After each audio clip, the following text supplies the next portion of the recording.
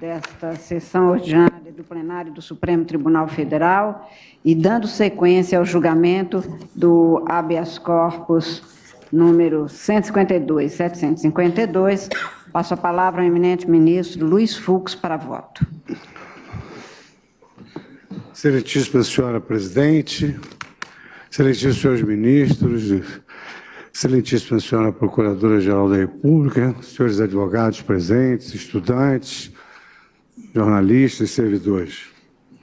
Senhora presidente, há alguns momentos em que a antiguidade nos traz um certo conforto, porque se por um lado esvazia um pouco a nossa capacidade argumentativa em razão dos votos antecedentes, por outro lado também nos dá a oportunidade de ouvirmos vários enfoques que aqui foram trazidos, de sorte que eu gostaria de começar exatamente manifestando a minha admiração pelos votos que me antecederam, do relator, do ministro Alexandre, do ministro Barroso, da ministra Rosa Weber, que trouxe um enfoque da colegialidade distinto dos enfoques trazidos até então, o que facilita a minha tarefa, mas, ao mesmo tempo, me torna um pouco repetitivo. Eu gostaria de iniciar esclarecendo que, realmente, nós fomos instados a julgar, como causa petente desse habeas corpus, a possibilidade de execução criminal após a condenação em segundo grau de jurisdição. É isso que veio exatamente nos documentos oficiais do Supremo Tribunal Federal, e aqui exatamente a tese a ser fixada, e que é a premissa para o resultado do julgamento é saber se é possível haver execução da pena após a sentença criminal confirmada em segundo grau. Esses são os documentos oficiais trazidos a nossas mãos pelo próprio Supremo Tribunal Federal. E, evidentemente, que essa questão está intimamente imbricada com a questão da súmula que aquele tribunal tem, exatamente cujo teor coincide com aquela tese fixada na repercussão geral. Num primeiro momento, senhora presidente, então, eu gostaria até desse particular de dar razão àquilo que o ministro Gilmar afirmou, que houve uma certa objetivação desse processo subjetivo. E isso foi tanto melhor, porque não dá ensejo absolutamente nada. Eu até peço vênia para não concordar com alusões aqui feitas de que houve um mau endereçamento. Eu entendi que Vossa Excelência pautou o habeas corpus porque o relator trouxe em mesa na forma do regimento.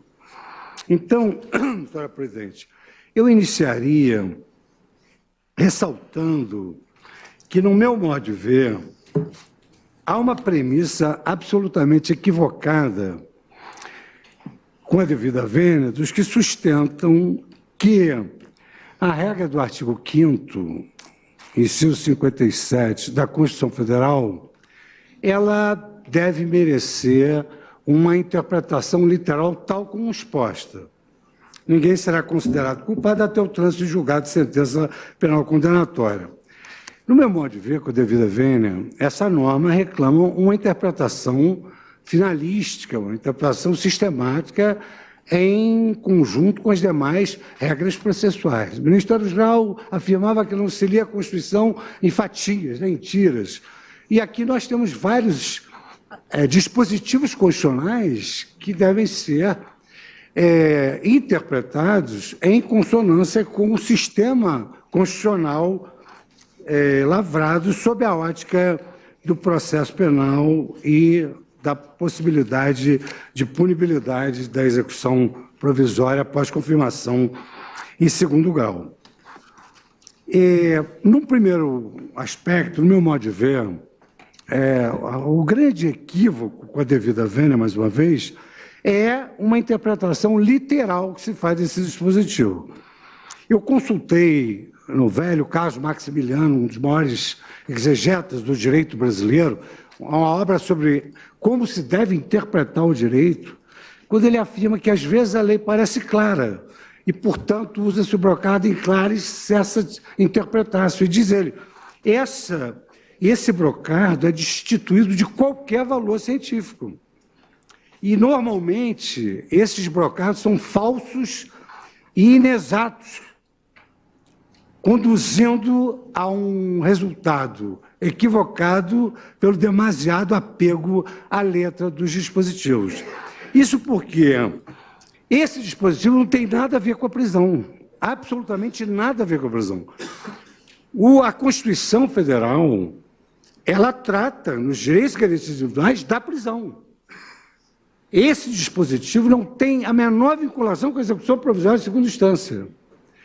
Na verdade, se nós fôssemos interpretar literalmente esse dispositivo, como aqui já se destacou, nós teríamos, digamos assim, a negação do direito fundamental do Estado de impor a sua ordem penal, porque ninguém pode ser preso, por exemplo, como se pretende, até o trânsito da decisão. Então, por exemplo, nós fizemos uma pesquisa na elaboração do Código. De 5 decisões interlocutórias, foram interpostos 25 recursos. Por outro lado, há um aspecto penal muito delicado e muito saliente que ocorre nas nossas turmas. Inúmeras vezes impetram-se habeas corpus contra decisões transitadas de julgamento de revisão criminal.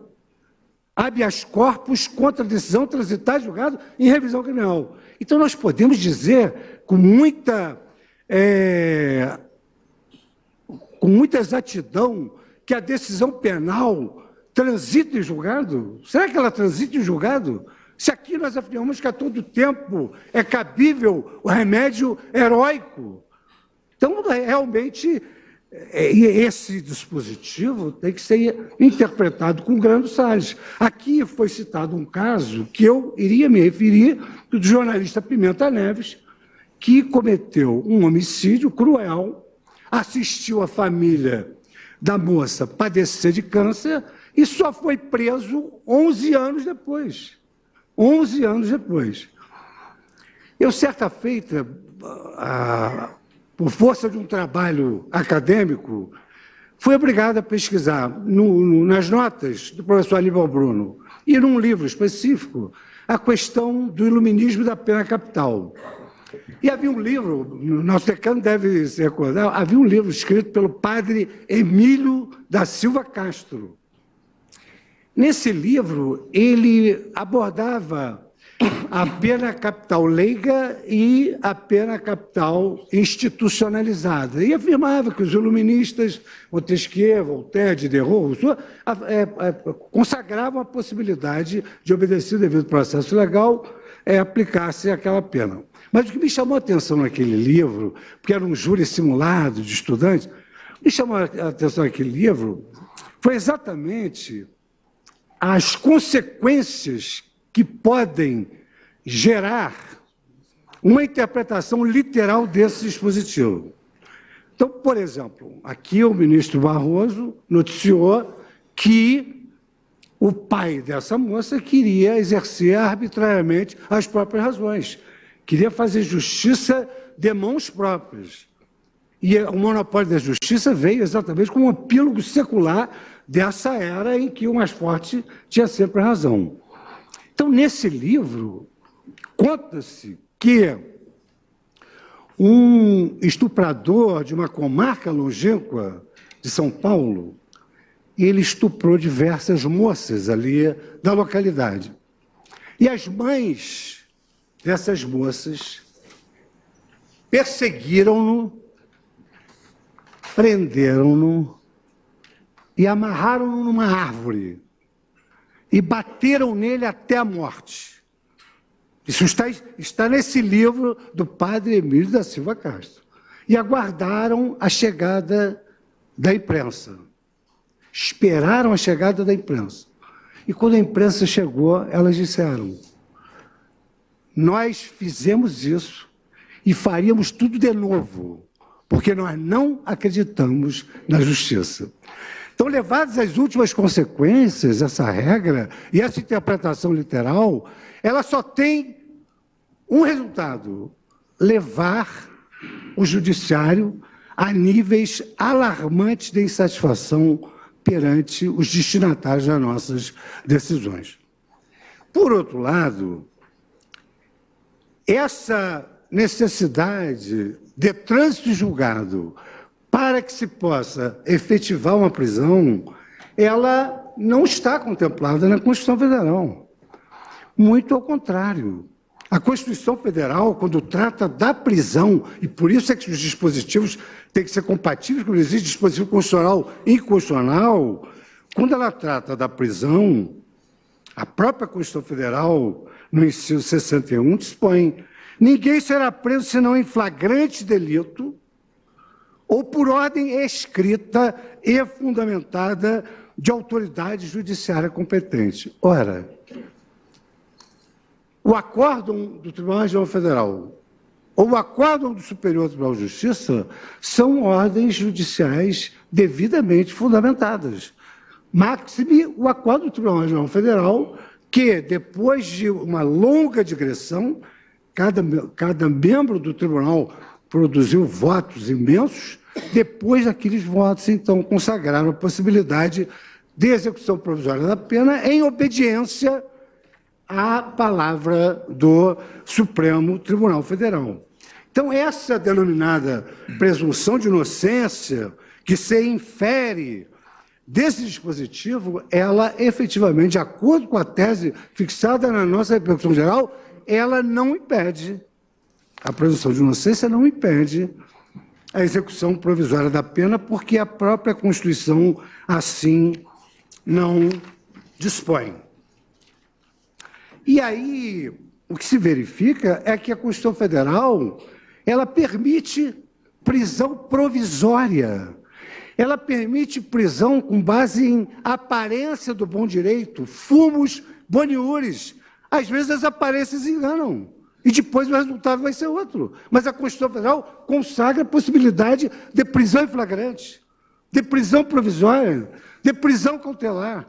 E não está escrito que, para a execução provisória da sentença condenatória confirmada em segundo grau, tenha de haver requisitos cautelares. O acórdão em si, ele já dispõe não sobre o fumus bonius, mas já sobre a questão efetivamente de fundo. De sorte, senhora presidente, que nesse primeiro momento eu verifico, assim como fez a ministra Rosa Weber, que o remédio ora impetrado, ele se volta contra uma decisão que, para ser cassada por esse instrumento, ela deveria revelar ou um vício de ilegalidade ou um vício de injustiça. Ilegalidade não houve, não há nenhuma menção a vício formal. Injustiça, nós não podemos chancelar essa pecha, porque a decisão foi exatamente nos estritos termos da jurisprudência do Supremo Tribunal Federal. E aqui, eu até agradeço a ministra Rosa essa indicação, e aqui eu me valho porque o Código de Processo Penal admite aplicação subsidiária, no sentido de que a jurisprudência do tribunal ela tem que ser íntegra, coerente e estável. O que é uma jurisprudência estável? Mudou o direito, muda a jurisprudência. Agora, não mudou o direito, não houve nada de novo. Um ano e meio depois da jurisprudência firmada pelo plenário do Supremo Tribunal Federal, numa discussão que levou horas e horas, pretende-se acoimar essa nossa jurisprudência firmada em repercussão geral como uma tentatória aos ditames da Constituição. E efetivamente não é.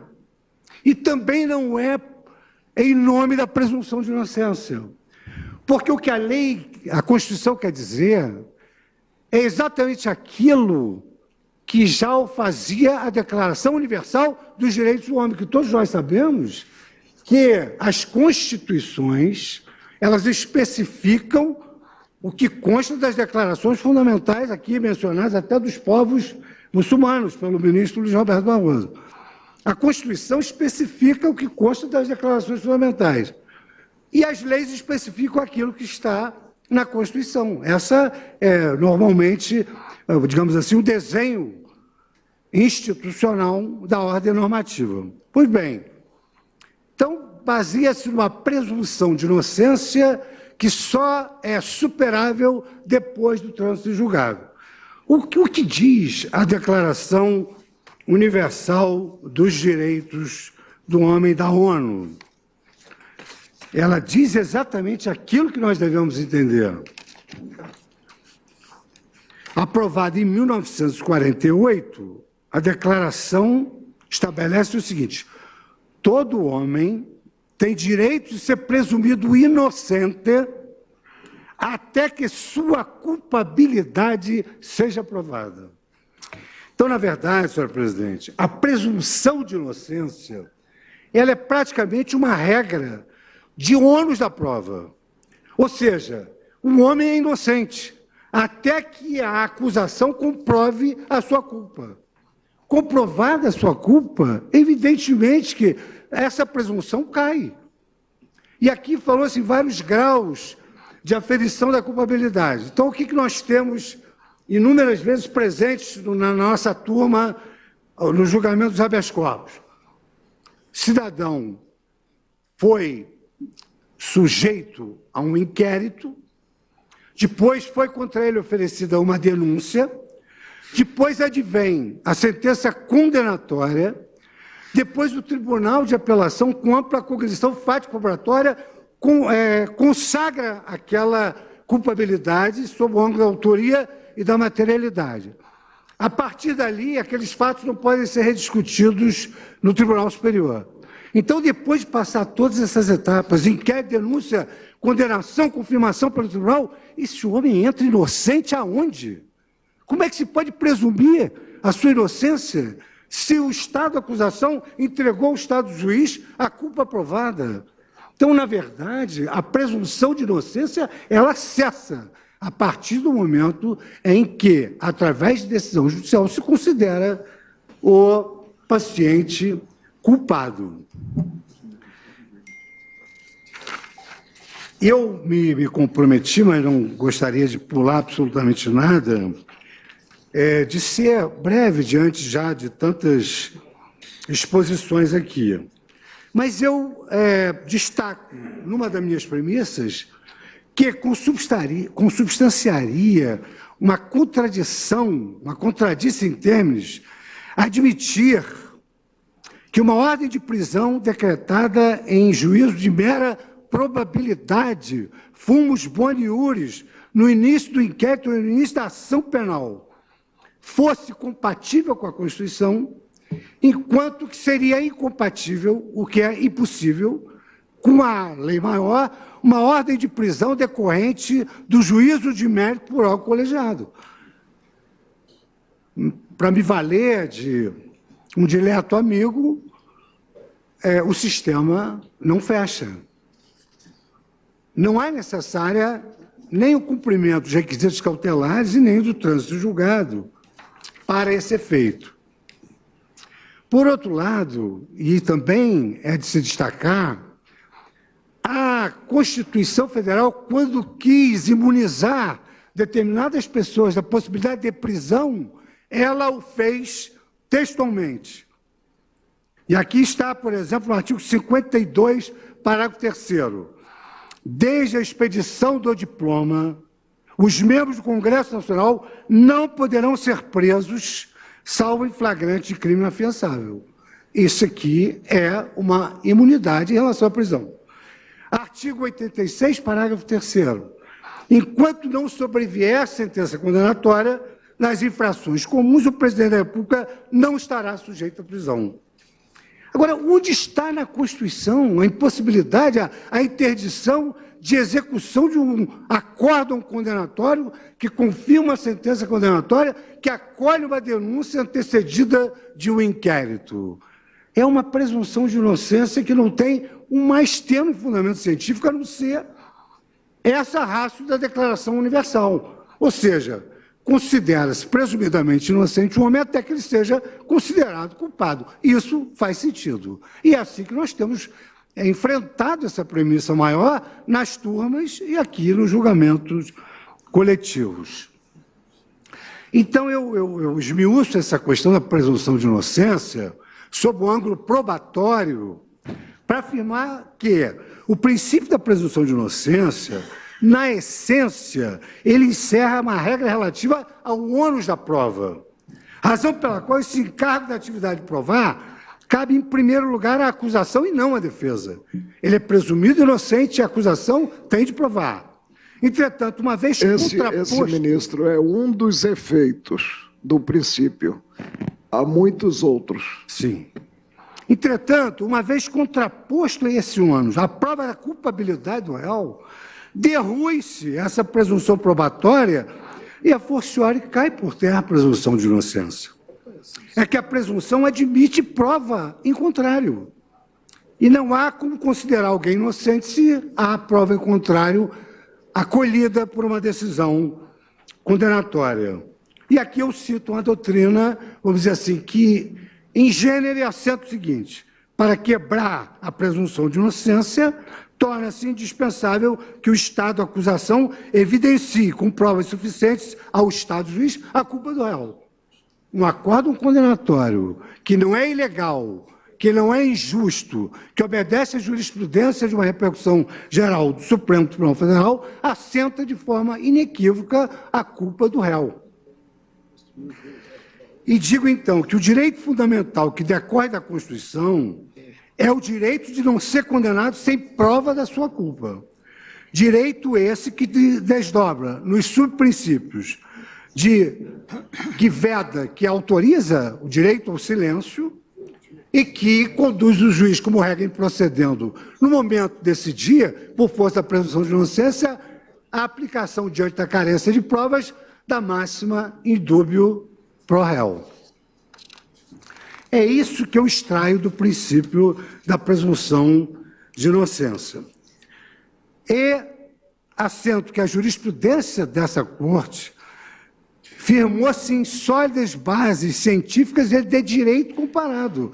E, nesse particular, nos chama a atenção que, dos 194 países consultados, nenhum deles preconiza isso que nós preconizamos. Eventualmente, preconizaríamos de afirmar que só se pode prender depois do trânsito julgado. Um cálculo por mera estimativa é ser disso que uma decisão penal ela leva mais de 1 ou 2 decênios para poder transitar em julgado. E aí é uma pergunta simples: será que isso é justiça? Será que é assim que o Estado efetiva a sua ordem penal, que é um direito fundamental do poder público e de toda a coletividade? Mas eu vou um pouco mais além. Eu vou para um campo interdisciplinar, para não repetir todos os argumentos que eu encampo nas minhas razões de decidir, que o Supremo Tribunal Federal decidiu, na repercussão geral, fixou a tese jurídica de que a presunção de inocência não inibe a execução provisória da pena. Essa decisão uniformizadora, cumprindo o Supremo Tribunal Federal a sua função precípua de dar unidade ao direito nacional, passou a ser aplicada em todo o território nacional. E não só passou a ser aplicada em todo o território nacional pelos juízes, e tantos quantos atuam na área jurídica, como também passou a usufruir do que se denomina hoje de legitimidade democrática das decisões judiciais. Aqui foi dito que essa regra da presunção de inocência, ela sofreu uma mutação constitucional, e efetivamente sofreu. Porque uma coisa é nós fazermos uma pesquisa de opinião pública para julgar um cidadão. Outra coisa é nós ouvirmos a repercussão da nossa decisão e como ela é avaliada pelo corpo social que é destinatário dos provimentos judiciais. São coisas completamente diferentes. Então, a mutação constitucional, ela também decorre da insatisfação da sociedade em relação àquela exegese que não conspira em prol do bem comum. E aqui eu vou me valer de um autor da predileção dos constitucionalistas, o professor Conrad Hess, quando ele afirma que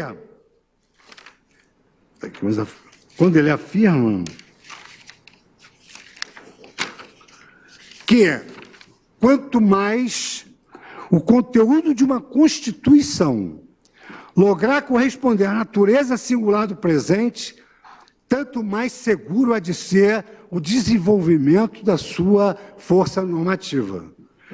E isso, o professor Conrad Hess, através de uma obra monográfica denominada Força Normativa da Constituição, com a tradução do eminente ministro Gilmar Mendes, afirma com todas as letras: uma decisão judicial, nessas questões objetivas, elas têm de gozar de legitimidade democrática. Elas têm de corresponder ao sentimento constitucional do povo.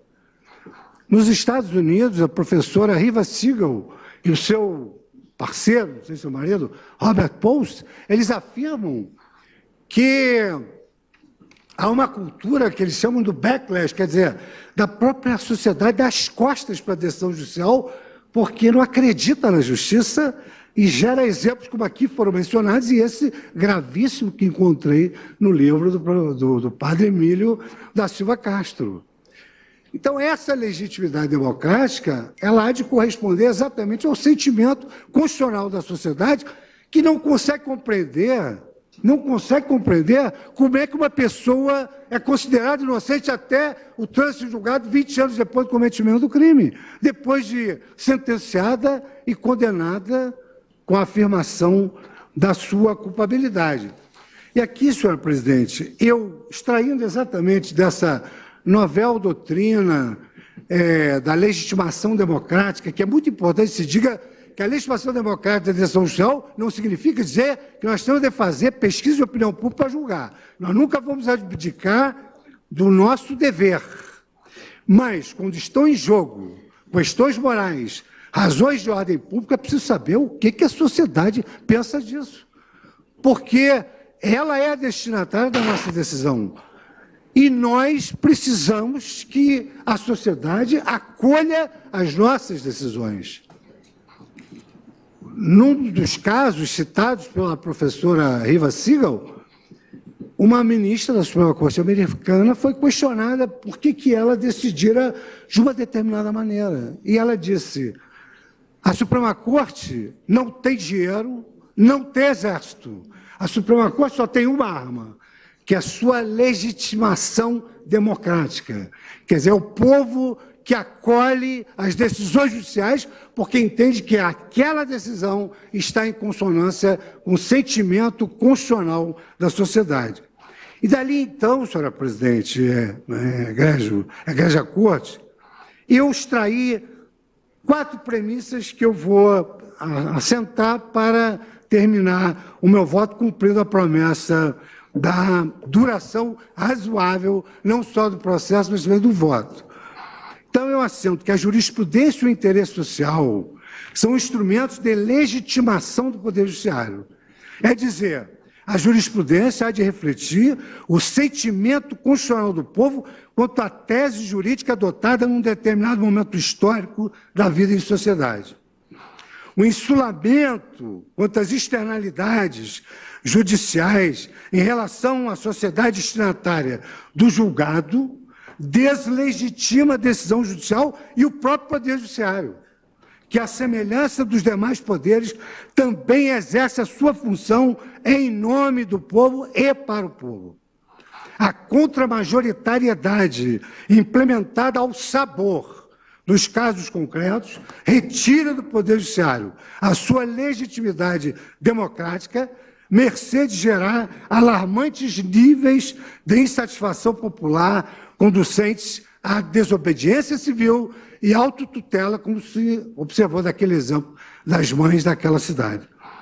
Por fim, senhora presidente, eu concluo nessa última premissa, afirmando que o respeito à sua própria jurisprudência é dever do Poder Judiciário, porquanto uma instituição que não se respeita não pode usufruir do respeito dos destinatários de suas decisões, que é a sociedade e o povo brasileiro. De sorte, senhora presidente, que com essas breves razões eu acompanho integralmente o voto do eminente ministro relator, o ministro Edson Fachin, que lavrou aqui um belíssimo voto que nos economizou muitíssimo, sem prejuízo de todos os colegas que me antecederam, que trouxeram subsídios expressivos.